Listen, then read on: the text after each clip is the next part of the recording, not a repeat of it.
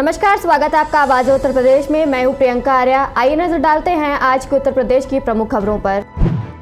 कांग्रेस प्रवक्ता अंशु अवस्थी ने महिलाओं की सुरक्षा को लेकर बयान जारी किया है। कहा, मिशन शक्ति प्रदेश की महिलाओं के साथ भद्दा मजाक और अपमान है। बीजेपी सरकार मिशन शक्ति इवेंट का तीसरा चरण चलाने जा रही है और प्रदेश में महिलाओं के साथ अपराध बढ़ता जा रहा है। महिलाओं को लेकर भाजपा की नीति और नीयत में फर्क है। भारतीय जनता पार्टी की सरकार सिर्फ इवेंट और प्रोपेगेंडा चलाने वाली सरकार बन के रह गई है। एक तरफ जहां उत्तर प्रदेश में महिलाओं पर अत्याचार और अपराध की घटनाएं दिन प्रतिदिन बढ़ती जा रही हैं, वहीं एनसीआरबी के आंकड़े प्रमाण दे रहे हैं कि देश में सबसे ज्यादा महिलाओं पर अत्याचार उत्तर प्रदेश में हो रहा है। प्रदेश के लोग समझ चुके हैं अब कि ये सरकार सिर्फ इवेंट और प्रोपेगेंडा फैलाने वाली सरकार है। महिलाओं को लेकर जहां उत्तर प्रदेश में अपराध बढ़ते चले जा रहे हैं और उत्तर प्रदेश की भाजपा सरकार सिर्फ इवेंट के कार्यक्रम चला रही है। आज फिर से इवेंट का कार्यक्रम शुरू हो रहा महिलाओं के सम्मान और सुरक्षा को लेकर। भारतीय जनता पार्टी की नीति और नीयत में फर्क है। यही उत्तर प्रदेश में हाथरस में एक बेटी को जो बलात्कार से पीड़ित थी, सरकार उन बलात्कारियों को बचाती रही और उस बेटी को 2:30 बजे रात को मिट्टी का तेल डालकर जलवा दिया। ये नीति है, ये नीयत है भाजपा सरकार की।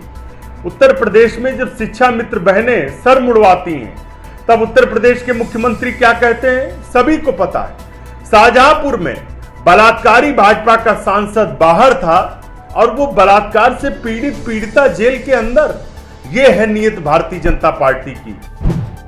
कांग्रेस प्रवक्ता शैलेंद्र तिवारी ने आरएसएस को घेरते हुए बयान जारी किया है। कहा कि आरएसएस संगठन संस्कृति, शिष्टाचार और सभ्यता की बात करता है, पर आरएसएस के प्रमुख के पत्नी के रिश्ते को लेकर सोच इनका असली चेहरा है। वो पत्नी के रिश्ते को कॉन्ट्रैक्ट बता रहे हैं। ये है उनका असली चेहरा और इस चेहरे को उजागर करने की जरूरत है। आरएसएस के प्रमुख जो संगठन संस्कृति, शिष्टाचार और सभ्यता की बात करता है, वो पत्नी जैसे पवित्र रिश्ते को कॉन्ट्रैक्ट बता रहा है। ये है उनका चेहरा और इस चेहरे को उजागर करने की ज़रूरत है। जी हाँ, इनके प्रमुख का चाल चरित्र, चेहरा और इनका एजेंडा है झंडा, डंडा, प्रोपेगेंडा। ये उसमें आपको उलझा कर रखते हैं। इनकी घटिया मानसिकता हिंदुस्तान की संस्कृति पर धब्बा है, तोहमत है। एडीजी एलओ प्रशांत कुमार ने बताया कि धर्मांतरण रैकेट का खुलासा किया गया, जिसमें 10 लोग गिरफ्तार किए गए थे। इनमें से उमर गौतम समेत 6 लोगों के विरुद्ध कोर्ट में चार्जशीट दाखिल की गई है। इन अभियुक्तों के विरुद्ध पर्याप्त साक्ष्य है कि ये अब सभी अवैध धर्मांतरण का गिरोह चलाते हैं। धर्मांतरण के रैकेट का खुलासा किया गया था, जिसके अंतर्गत कुल 10 व्यक्ति गिरफ्तार किए गए थे। उन 10 व्यक्तियों में से 6 व्यक्तियों के विरुद्ध समुचित धाराओं में चार्जशीट दिनांक 19 अगस्त 2021 को कोर्ट में दाखिल कर दी गई है। विवेचना से जो अभियुक्त गिरफ्तार हैं, जिनके विरुद्ध चार्जशीट लगाई गई है, उनका नाम उमर गौतम, जहांगीर आलम, मन्नू यादव, राहुल भोला, इरफान शेख और सलाउद्दीन हैं।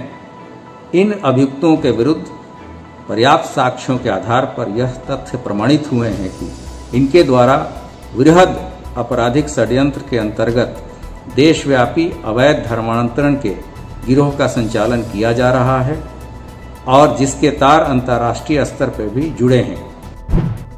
ब्रिटेन के उच्च आयुक्त एलेक्स एलिस ने भाजपा कार्यालय में प्रदेश अध्यक्ष स्वतंत्र देव सिंह से मुलाकात की।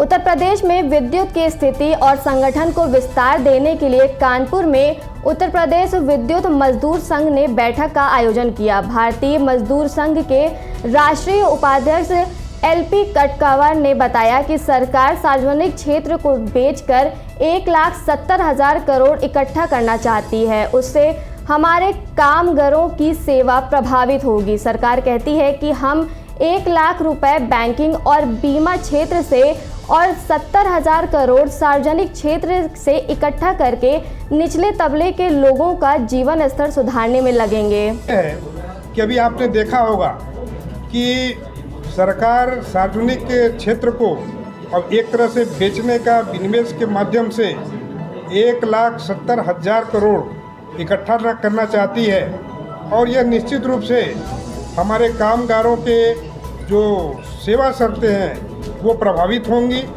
सरकार का ये कहना है कि 1 लाख रुपए हम बैंकिंग और इंश्योरेंस क्षेत्र से इकट्ठा करेंगे और 70,000 करोड़ हम जो सार्वजनिक क्षेत्र है उसे इकट्ठा करके और नीचे तबके के लोगों का उनका जीवन स्तर को सुधारने में और इसको लगाएंगे।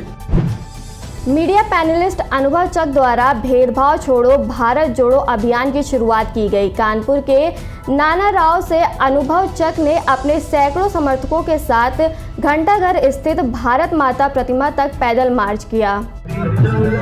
देखिए, भारत देश के विघटन के लिए, समाज के विघटन के लिए जो राष्ट्र विरोधी शक्तियां आज सक्रिय हैं, उनको ये जवाब देने के लिए कि भेदभाव की भावना करने वाले लोग अगर चंद संख्या में है तो करोड़ों की संख्या इस देश में ऐसी है जो भारत माता को प्यार करती है, जो इस देश में समरसता चाहती है, जो सद्भावना चाहती है, जो बराबरी की बात करती है।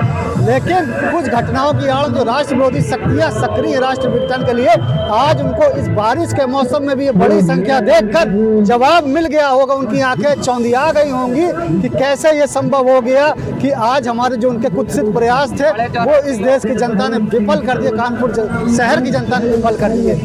भेदभाव छोड़ो भारत जोड़ो अभियान का ये प्रथम चरण का आरंभ है और शीघ्र ही आगे के चरणों में जो कार्यक्रम होने वाले हैं उनकी भी जानकारी मीडिया के माध्यम से आपको दी जाएगी।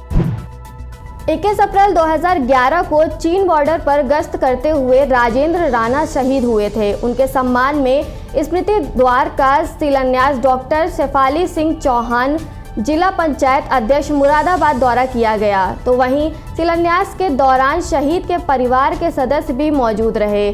शहीद हुए जवान के भाई नरेश प्रताप सिंह ने बताया कि इस द्वार को बनवाने के लिए दिल्ली से लेकर लखनऊ तक के अधिकारियों और क्षेत्र के नेताओं से मिला, मगर मुझे इनसे सिर्फ आश्वासन ही मिला था। किसी अधिकारी या राजनीतिक पार्टी के नेताओं ने शहीद स्मारक बनवाने का कोई ध्यान नहीं दिया।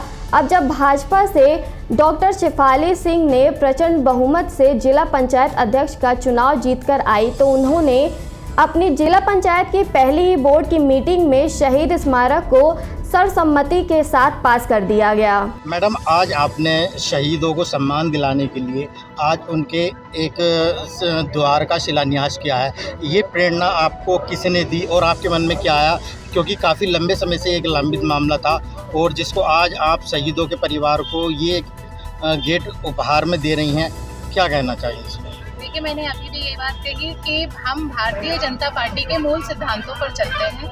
मूल सिद्धांत पार्टी का राष्ट्रीयता है और राष्ट्र के नाम पर जिन्होंने अपनी जान की कुर्बानी दी है उनका सम्मान तो सर्वोपरि है। तो जिला पंचायत अध्यक्ष के रूप में मेरा कार्यकाल जो शुरू हुआ तो तब से हमने सोचा कि सबसे पहला कार्य हम इन्हीं शहीदों को सच्ची श्रद्धांजलि देकर ही शुरू करें, तभी हमारा कार्य शुभ होगा। बीते 14 अगस्त को हुई सिंदूरिया हत्याकांड का खुलासा हुआ। पत्नी की हत्या की सुपारी दी, खुद ही शिकार हो गया। 3 शूटर गिरफ्तार हुए हैं और एक फरार है। पत्नी को मारने आए शूटरों ने उल्टा पति की ही हत्या कर दी। मृतक पति ने शूटरों को दिया था 2 लाख रुपए की सुपारी। सुपारी का पैसा न मिलने की शंका में पति की गोली मारकर हत्या कर दी। खबर संभल से है, जहां तेज रफ्तार ट्रक अनियंत्रित होकर सब्जी बाजार में घुसा और आधा दर्जन दुकानदारों को रौंद डाला।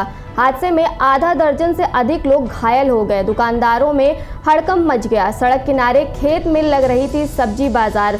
सूचना पर पहुंची पुलिस ने घायलों को जिला अस्पताल में भर्ती कराया। आज के बुलेटिन में बस इतना ही। हम आपसे फिर मिलेंगे अगले बुलेटिन में। तब तक मुझे और मेरी टीम को दीजिए इजाजत। नमस्कार।